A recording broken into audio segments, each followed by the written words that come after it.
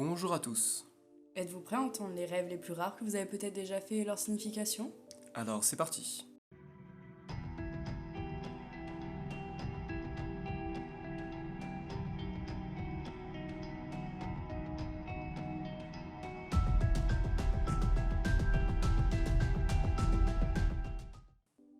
Tout d'abord, sachez que nous ne sommes pas Freud et que nous avons fait au mieux pour avoir le maximum de sources sûres. N'hésitez pas à apporter des précisions en commentaire si vous en savez plus. Bonne vidéo. Et d'ailleurs, si tu disais à nos internautes combien de temps nous rêvons par nuit?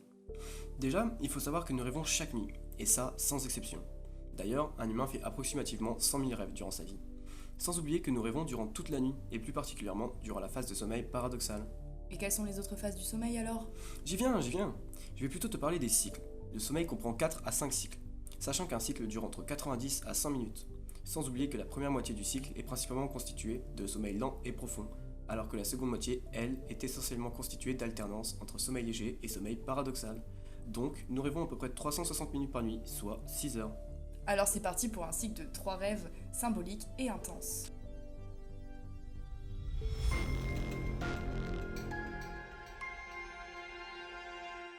J'espère en tout cas que vous êtes bien allongés, et l'on commence par le rêve de criminel, de gangster plus précisément. Qu'est-ce que tu entends par gangster?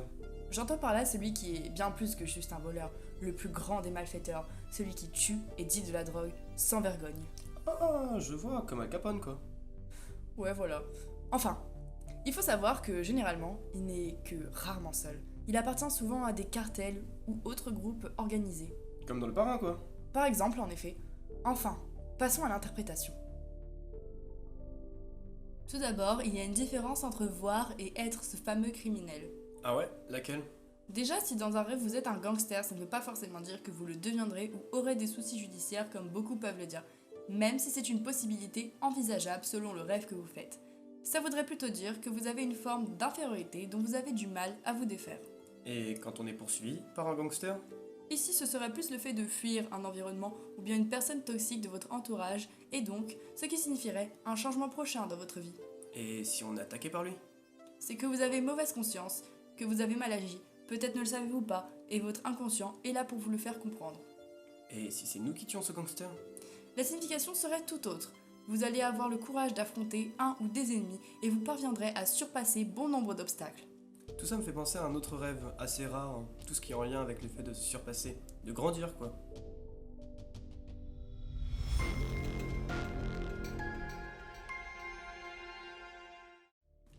En effet, lors d'une probable période d'hyperventilation, il est possible de sentir grandir, pousser, ou avoir l'impression que nos membres s'élargissent. Il se peut même que vos muscles se contractent réellement et que vos articulations se bloquent. Vraiment? Et dans notre rêve, on se sent comment? Disons que tu te vois plus grand que les autres, tu peux être aussi plus musclé, plus fort, comme un géant quoi, voire même un titan ou un dieu mythologique. On interprète ça de quelle manière? Justement, passons à l'interprétation. Ce rêve, bien plus qu'énigmatique, a principalement une connotation positive. Entre autres, si le background du rêve l'est. Pour l'aspect général, cela signifie globalement que le rêveur va prendre, ou prend déjà, confiance en lui et qu'il est prêt à utiliser toutes ses capacités. Et si on ressent en plus cette fameuse sensation physique de grandir? Eh ben dis-toi que ça renforce tout.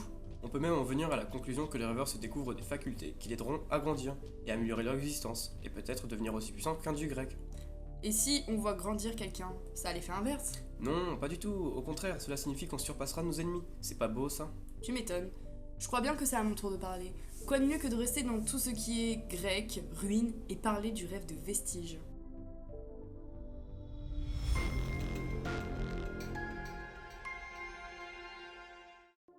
Il faut d'abord faire la distinction entre ruine et vestige. Le vestige est bien plus ancien et profond qu'une simple ruine qui peut être quelconque. Et dis-moi pourquoi? Tout d'abord car l'étymologie de ce mot en dit long. Le mot vestige vient du latin vestigium, qui signifie tout bonnement piste, marcher dans les traces de pas de quelqu'un, des anciens, des générations ayant vécu ici des millénaires avant nous. Qu'est-ce que ça peut bien vouloir dire si on l'interprète? C'est une forme d'introspection de soi-même, une investigation. On a accès à notre passé et à l'origine de nos mots. C'est d'ailleurs un rêve qui est majoritairement axé sur le passé du rêveur. Ce rêve l'invite à y penser, en tirer un questionnement ou bien même de trouver des réponses. Et si l'on voit un lieu qu'on connaît en ruine, comme sa maison par exemple? C'est tout autre.